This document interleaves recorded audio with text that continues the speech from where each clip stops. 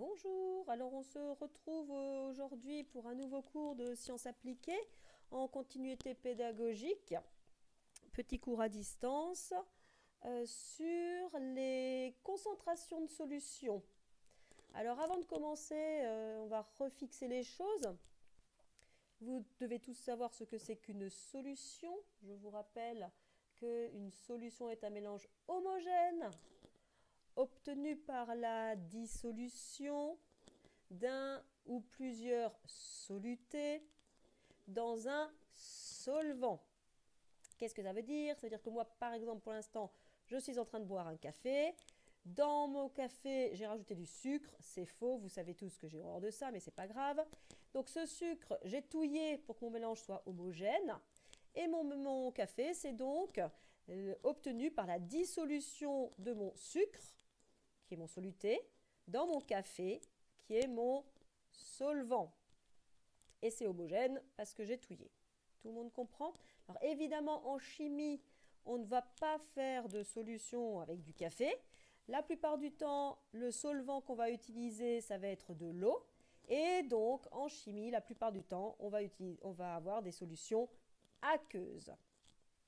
Alors, justement, dans une solution, on va pouvoir déterminer la quantité de soluté qu'on va mettre dedans et le volume de solvant qu'on va rajouter. Et c'est ça ce qui va caractériser notre solution.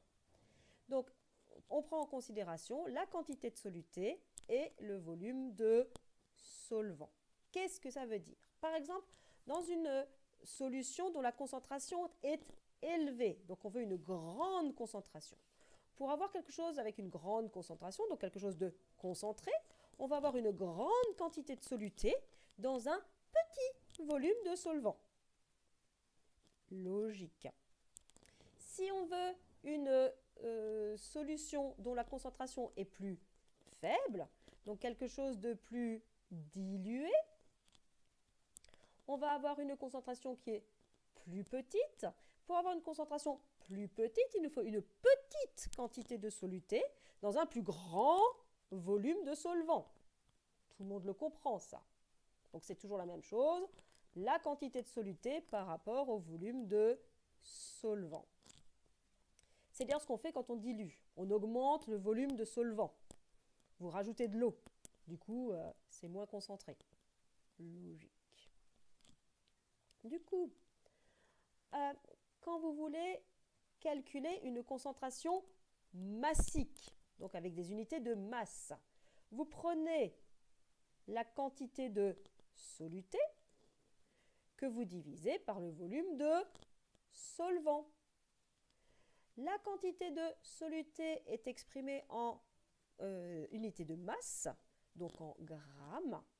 Le volume de solvant est exprimé en unité de volume, c'est-à-dire en litres. Alors attention, si dans l'énoncé, si dans l'exercice, le volume n'est pas donné en litres, il faudra penser à convertir.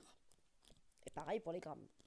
Et donc regardez, comme vous avez pris des grammes et que vous les avez divisés par des litres, forcément, la concentration, ce sont des grammes par litre. Des grammes divisés par des litres. Donc par exemple, si vous avez 3 grammes de sel dans 1 litre d'eau, la concentration en sel, c'est 3 grammes par litre. Facile. La concentration molaire. Alors la concentration molaire, c'est exactement la même chose, sauf qu'au lieu d'exprimer la quantité de soluté en grammes, on va l'exprimer en mol. Mon Dieu que c'est dur. Donc la quantité de soluté exprimée en mol, divisé par le volume de solvant en litres, ça vous donne une concentration molaire en tadam, mol par litre, puisque ce sont des mols divisés par des litres. Exemple, si vous avez mis 2 mols dans 1 litre, vous aurez une concentration de 2 mols par litre. Mon Dieu,